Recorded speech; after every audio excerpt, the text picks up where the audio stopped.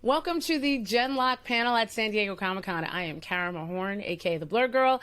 And for those of you unfamiliar, Genlock is an animated series co-produced by Rooster Teeth and Outlier Society Productions. Now, it's set in a future dystopian world where Earth is at war, like all the time. Now, Earth's international military, the polity, is in constant battle with the Union, the invading mech army.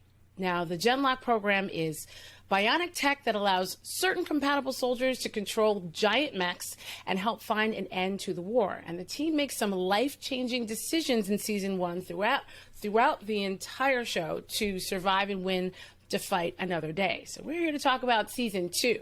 Now, if you're not familiar and you're like me and you love anime like Ghost in the Shell, Voltron, Ruby, or Gundam, y'all know I love Gundam, right?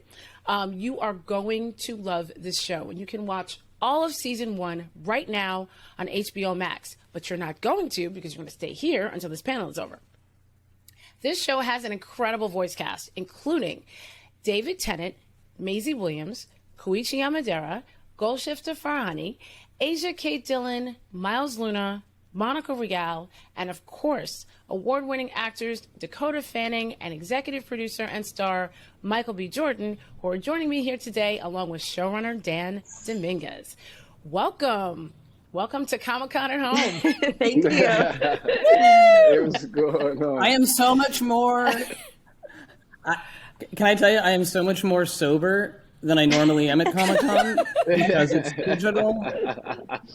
And I appreciate it, honestly. I'm too old for that kind of stuff. I mean, you could be responsible and drink at home if you really wanted to, just technically. That's true. Yeah, I'm going to sneak whiskey. Every time my face does this, I'm drinking. I want you to know that, audience. Got it. I'm already drunk, so I'm ahead of everybody. I'm good. All right. Noted.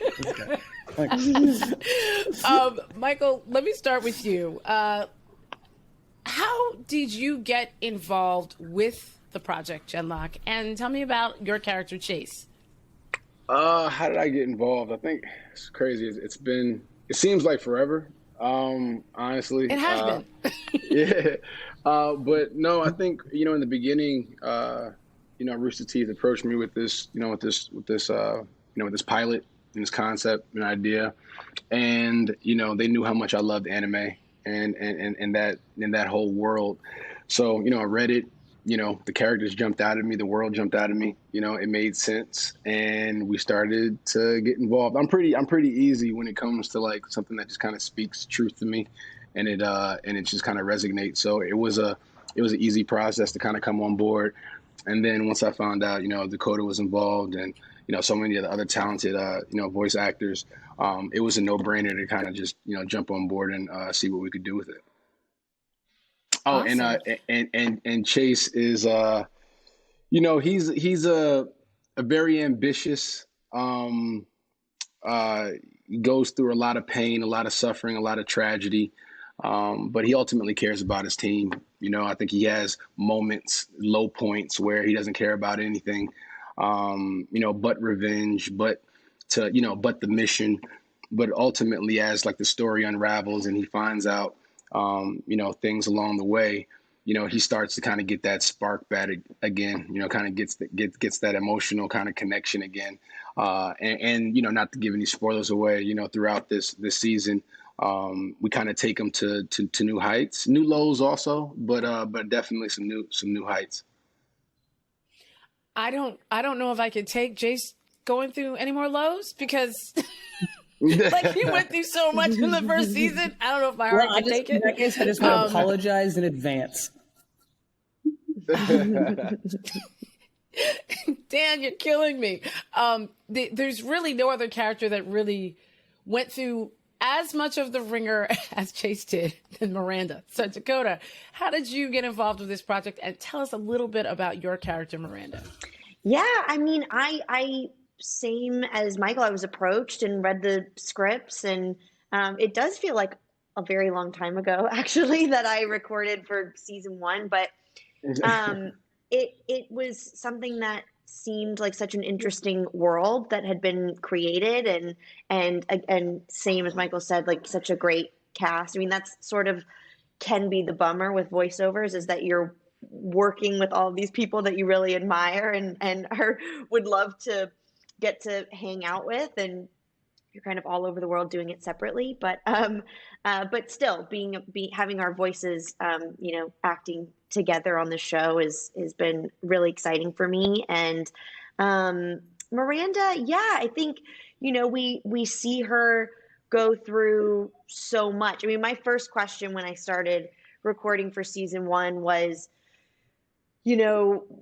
what kind of acting style are you looking for? Like super like natural and real, as if, how you would sort of do it if you were, in a live action thing. And immediately everyone was like, yes, totally. So that was actually really, most voiceover things that I've done have been a little bit more larger than life, big, and fun. And so getting to do something that's actually quite serious and quite emotional, and getting to really act it as close as possible to how you would if you were in a live action show, I was really excited by that, and really kind of happy that was the direction that everyone wanted to go with, because there is so much emotion to Miranda and so many layers. And, where she starts out in season 1 to where we see her go through season 2 is intense. And so getting to like actually go there in the voiceover space was really fun for me. That's awesome. Now, Dan, I've got to ask, you're one of the newest members of the Genlock team, but you're not just the showrunner, you're also lead writer. So what's it like been working on a show in a pandemic? Honestly, it's pretty wonderful. I love what I do for a living, but to be able to do it in pajamas and like reach, like my fridge is behind me. Like I work from like my kitchen because my fiance takes the office. So like while I'm like running the writers room, I'm like, oh, what if you made that even more sad? But I can like grab like tuna and just put it in my mouth. It's a very pleasant thing. I will say, I want to echo Dakota. That's a really good point. I think one of the things they did miss is, and I think like all of us, that the sort of intimacy, the vulnerability, and the sort of just the power of being able to be present in terms of on the writing side, but also on the acting side. It was, we're recording in all these sort of separate spaces and all that sort of stuff. And so that, that came with the territory. So I don't know, to be able to work with people like Michael and Dakota, and just quite literally, they didn't see me, but tear up at just the power of how they are able to make this stuff feel so resonant and grounded and profound. I was just grateful. I went in nervous, like, oh God, I'm not going to be able to, like, I don't know, high five them or whatever. And then like when I see them realize, I was like, I'm glad they can't see me cry. So the real question is like, what you're going to do when you do have to be back in the same space. I'll shower more, for sure. Got it. Thank you. It's a good thing. Thank you. You're welcome. Thank you in advance. You're welcome in advance. They're both saying thank you. Yeah. So there are a lot of fans, though, that have been waiting to hear about season 2. And in fact, they've been doing everything from cosplaying to sharing, fan art and stuff. And we have collected some of it to show you here today during this panel. So broadcast, let's take a look at some of this fan art. Wow. Now, this is 6,000 pieces of Legos. Oh my God. Wow. And they made Chase's Holon out of that. Is that not crazy? Wow, that is.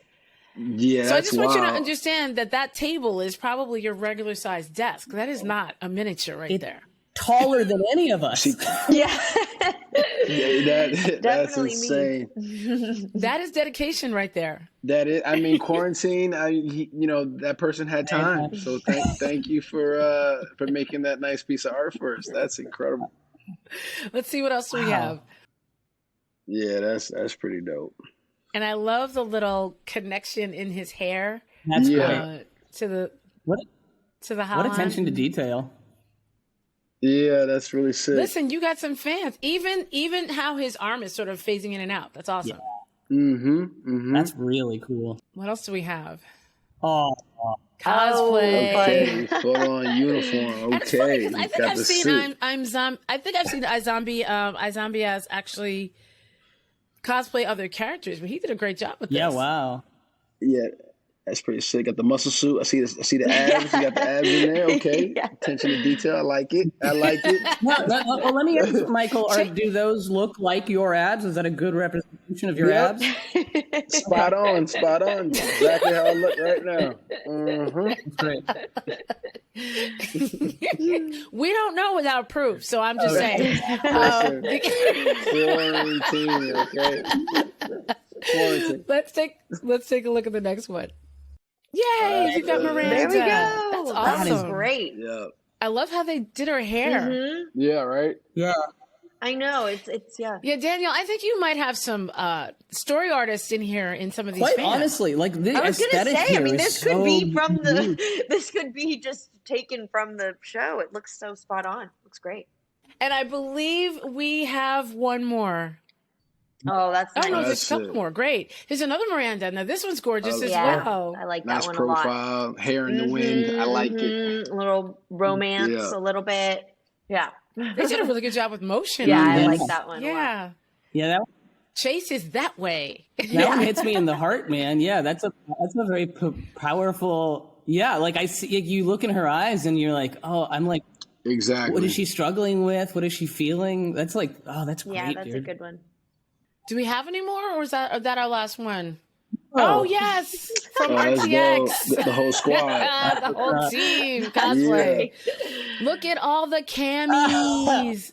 Somebody get this to Maisie. Yeah. That's so dope. That's fun. The whole team. Yeah. Even the newer members at the end of the season. This is like a perfect season finale cosplay shot Yeah. from season 1. Oh, that's Man, the dedication and the love is so real, man. I mean, this is why, we love what we do, so to be able to inspire fans to get out here and, make these costumes and get dressed up and stuff like that. Like it makes it worth it. it really does. It's dope. Yeah, no, absolutely. And your fans are also some of the nicest fans that I've seen on social media. They're very sweet. I have great to fans. each other anyway. I love them. They're great.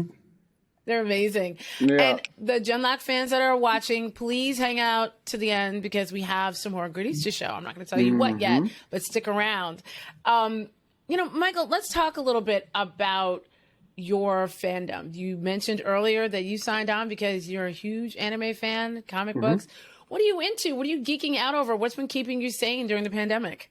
What's been keeping me sane? I think more recently I've been watching Castlevania, and I've been digging into that, which is I've been trying to take my time with it. I can breeze through a season in like 2 seconds, so I've been trying to just kind of watching in sections. But I've been really locked into that one.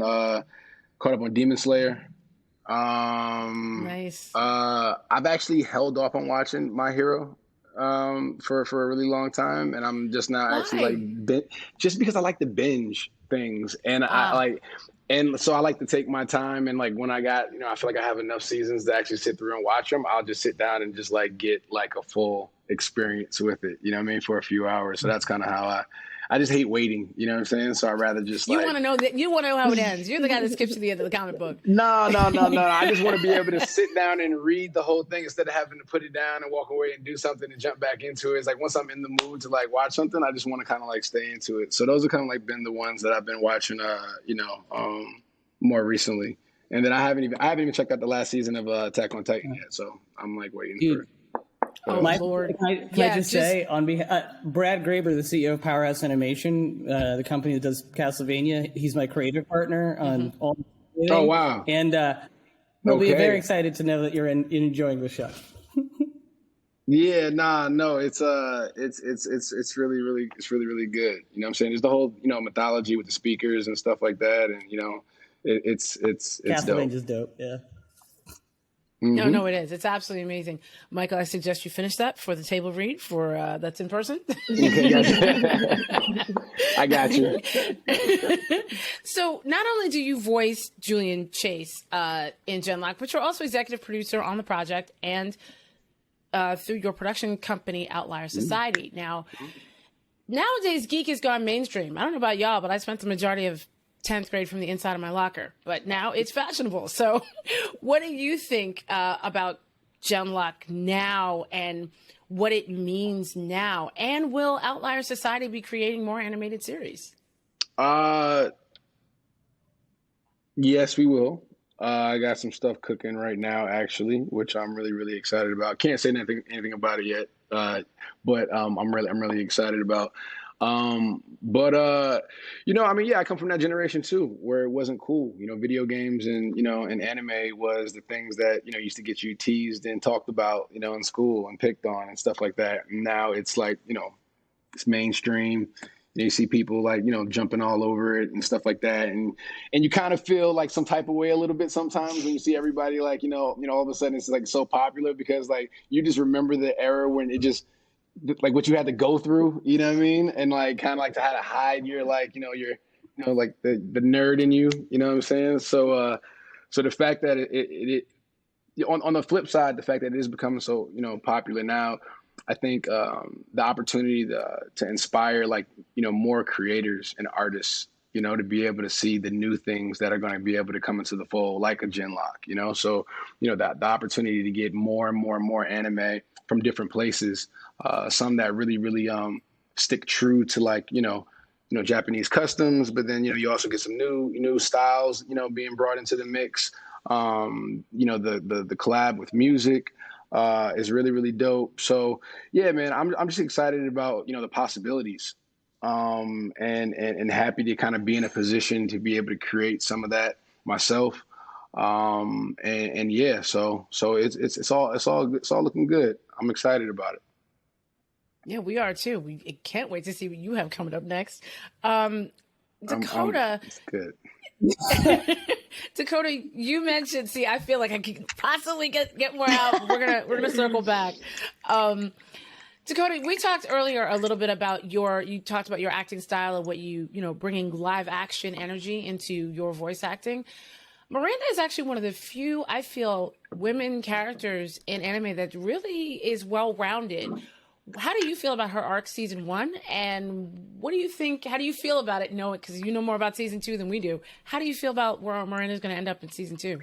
Yeah, I definitely was pleased to see how well-rounded she was, and that she wasn't just sort of a token badass female character. There was real, real power behind her, and she is a real badass and happens to be a woman. So I was very pleased to see that in season 1. And I think season 2, we get to see the sort of inner struggle she has between her morals and her kind of career and her relationships with these people, and kind of we see her get pulled in a few different directions, and we kind of see how she comes to terms with that and how she deals with that. And I think the best thing about Miranda is that she is a really good person, and really cares about people and tries to make decisions that are ethical and true to herself. So I think we get to see her kind of deal with some inner turmoil, continue to be vulnerable, and continue to also be super fierce and strong. No, absolutely. And she went through so much season 1. Like by the end of the season, I'm like, my God, if they have therapy on the next base, like poor Miranda, like trying to keep it together for everybody. Yeah, exactly. I think we all need group therapy sessions, actually. Chase, absolutely. Oh my, what? Yes. Chase can take advantage of the new telehealth options that they have. Yeah.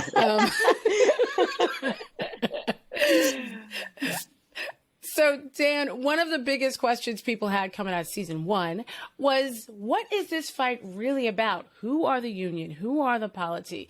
Can you shed some light on that a little bit for us? Yeah, I'm happy to. Whenever I'm working on a show, whether I'm running it or just writing on it, I always sort of frame things this way, which is I don't like to write good guys and bad guys. I like to write protagonists and antagonists because I think that's what adulthood is. I think that the sort of North Star I put up in the room when we first started is everyone is sure they're the hero of their own story, right? People are doing things for what they perceive as the right reasons.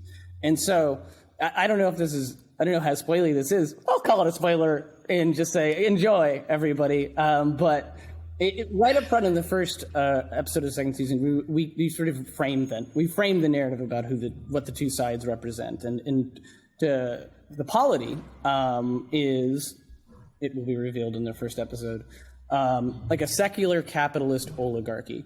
They are sort of like the hyper logical extreme sort of extension of like a pure capitalist society, X number of years from now, 2070 something. And then the Union, in opposition to that, is sort of a post-capitalist theocracy. They are a hyper-religious state.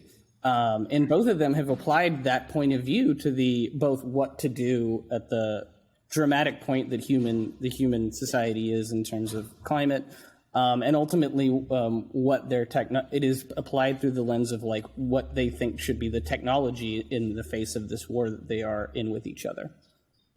That's fascinating, especially when I think of what the characters go through in terms of how they have to even sort of their mind melding capabilities and that spiritual connection. So that's fascinating. I can't wait to see how it's revealed in the first episode. Now, are there any more spoilers for season 2? Because, nobody's watching. It's just us. Well, I want to piggyback on what Michael said earlier. Like anime is how I came into animation. It's how I fell in love with it. For me, it was like when I was, 17. I kind of came into it late, I guess, at 17. But it was like Ghost in the Shell, Ninja Scroll, like all that sort of stuff. Mm-hmm. Yes. Just profoundly touched by being willing to have complex conversations about interesting philosophical topics through the lens of like dope ass robot fights. Like it's like literally everything that we love. I will say one thing to Ninja Scroll fans out there. We ended up being able to do an interesting Easter eggy homage to that, and I will say no more in season 2 that I think you'll find a lot of fun. Nice. Yeah, but it's it's a love letter to being able to do, I think, writing that is as exciting and as intelligent as Dakota said, as emotionally grounded. Like what at the end of the day, I think, as I tell my writers and all this, we're writing a drama. We're writing a drama underneath a science fiction story and et cetera. And so to be able to do that in the animated space, it's just an honor, and I'm just grateful for the level of talent and everything involved. It's just damn exciting, man.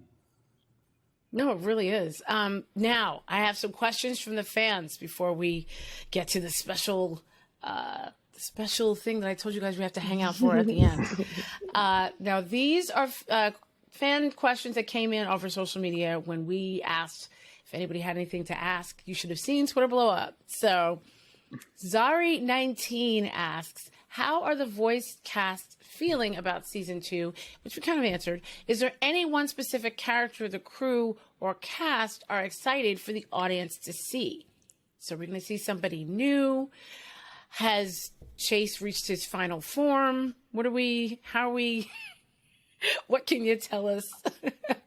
I think that's a Daniel question. Yeah, I think so too. Uh-oh. Right? Yeah. Are you reading my facial expression? Yes. Okay, how about this? What is something that you're excited? I'll answer the question. Go ahead. I'm excited for them to see what we do with Caliban. That's all I'll say. Okay. I can ask one that's also tangential to this. What are you excited about this show that the audience can't see? What excites you behind the scenes about this show? I would say for me, it was the only project that I worked on in 2020 during the pandemic. It was the only thing that I was able to to actually do. And so I was super grateful for that sort of behind the scenes experience that I kind of got to stay working a little bit on this. It was fun. That's great. When you're in that booth, and you're reading through the scripts, you kind of get like a beginning and end really quickly. You run through so many episodes, in a short amount of time that you just get the whole experience. So I walk in, with like obviously an understanding of what's going on, but then I leave with with closure. So I guess that's something that, that definitely excites me, every time I get an opportunity to record the episodes, is that I know I'm walking away with a sense of like completion. I guess, I don't know how that really stacks up. Now, I've told everybody to hang out for a little bit, right? Because we had something really special to show you. Well, we have an exclusive clip of season 2 that I want everybody to see before we close out. So, and this is the first time anybody's going to see this. So broadcast, roll the clip. At the time, I thought the other me was being figurative when he said, "Kill these copies." No, he was being literal. The first time they unleashed a pack of Nemesis on us, it was 8 against 5, and they had smoke. Next fight, it was 17 copies. Barely surviving every fight. Not to mention acid rain, eating through the metal skin on the only body I have left. And that wasn't even the worst of it. Killing yourself again and again and again. That, I don't even know what to do with that. But I won't give in to hopelessness, nor fear. Oh my God. Hey. Okay, so Yes. again, telehealth available for Chase. What do you think of seeing that clip? What does that remind you of? What makes you think of? I mean, that reminds me of one of my favorite moments in the records. Yeah, me too. I went back to that same place, just trying to get the right tone, because obviously you don't get a chance to see all of that, when you're recording. So you really got to use your imagination and kind of go off of the stuff from season 1 and just kind of like really picture it in your head. And the writers, everybody does an amazing job with like being really descriptive of like the world and what's really happening. So when you try to imagine what it's going to look like, so now that it's there, it's like, oh, okay, that matched, like I think that fit okay. That sounded about right. Okay. Oh my God. It's so good. Like my heart, I'm so like terrified for you in that moment. God, how do you? It's like magic. How can you not get excited? This guy is like, our personal hype man. Like he pushes us like along the way, every step. So it's so much fun to go to work, and put these put a voice to these characters. Dakota, what did you think? Oh, I loved it. Yeah, I mean, it's you're not getting to see a lot of the animation as you're recording it. So anytime you get a little glimpse, it's exciting. And then to see something that's like so cool as that, it's really, really, really, really great. Awesome. So I just want to thank you all for hanging out and talking to me and coming to San Diego Comic-Con at home. Didn't have to go far. Dan, you're still in your kitchen. And everybody watching, season 2 of Genlock is coming this fall to HBO Max.